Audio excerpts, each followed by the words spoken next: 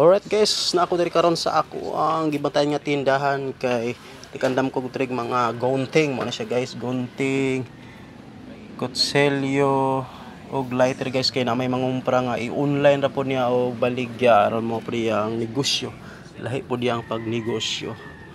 Right, awa daghan kay ng mga gunting diri guys o nagkalata lang pero dili na siya mulata kay agis kadaghan pero daghan ra gyapon mabilin kay pilian ra man po nila kay na may uban nga gunting nga taya-taya na manang dili gud siya mapalit dayon kay pilian ra mo na siya guys. Okay narto ning mga gunting diri nga gikan sa Korea. Right, ang akong mga pinili kani akong mga gipang pili guys mo ni say paliton sa customer. Ako ra po siyang gilain. Yes, daghan kay silang mga baligya dari. Naigagmay nga gunting na apoy dagko. Mo siya gay og kinsa to mga kailangan og gunting, please PM lang mo sa kuha. Kay ako ra mong dal-an og gunting, barato ra ni diri sa tindahan. Pwede rin siya tag 20 ang buok. Ang mga dagko pod medyo mahal-mahal siya konti. Kaya mupalit aning gunting kay namili pa man dito sa mga plato. Isa pa yang pangmili guys kay yarang i-live ra man niya, online live. Mao po to iyang trabaho guys, ilang balay yung negosyo. Dako po yung negosyo kay lain-lain man iya ang gipang online.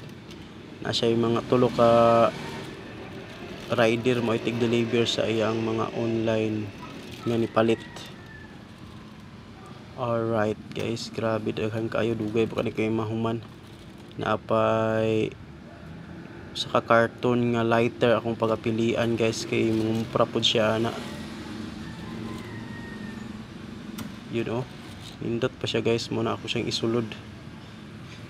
You know, ayos pa kay sa tingnan, parang siyang brand new, murag wala pag siya nagamit nga gunting ba. Yes, mga nindot pa siya kayo. Kailangan dyan nimo nga nakay gunting sa inyong balay guys. Kay kailangan mo ka usahay ana bisag unsa ra nimong ipang kanani gamiton. Kung magluto ka guys, kailangan po ka ning gunting para sa mga uban, pwede po sa mga panakot. Yes, sa imong mga buhaton sa balay ug man ka sa imong garden, yes, pwede po nimong gamiton ni mga gunting para panggupit sa mga ginagmay nga bulak. Alright. Lain nagporma ni mga gunting daari guys ba. Yan ang gunting. Naidag ko, naigagmay. Mura ra pa siya tao nga naidako, naigamay, usa nga lang mga gamay ug sa manok pa bantam to. Way ug sa dako pa cover. Sa dako pang tao cover. Foreigner tong way. Mao ni akong trabaho diri guys sa Korean Surplus. Pag naay mga customer, ako silang assistant pa sa ilang gusto nilang paliton aron dali pud sila mahuman guys ba. Kay na magay ubang mga customer diri nga mamili sila, dili sila magpa-assist ba guys. Ayon hangtod lang masama gid sila. Katan-awa lagi, wala man sila pa-assist mo to sila nasama gid sila guys. Delikado because tani kay hait labi na kutsilyo ang ilang paliton guys. Grabe. Na daghan kayong mga kutsilyo gud nga hait pa kayo. Ayon diri na pud ko sa mga lighter guys, tag 5 ra ni baligya pero kumprahon ni siya diri sa seller namo guys. Kaning mangumprahay guys kaya am ni online live. Yan, kumprahon na tag 3 ang buok. Bali baligya niya tag 5 ni sa iyang mga customer. Oh, ayun mo na siya mangumpra diri guys nga taga diri ra po na dapit. Namili pa siya gunting kay wa pa siya nahuman. Ako naman diri naman ko sa lighter para dili gid mi madugay ani kay alas 12 na ra ba guys na parang gutom na gid ba. Pero giagwanta lang sa ako para mahuman ni siya guys. Ayon.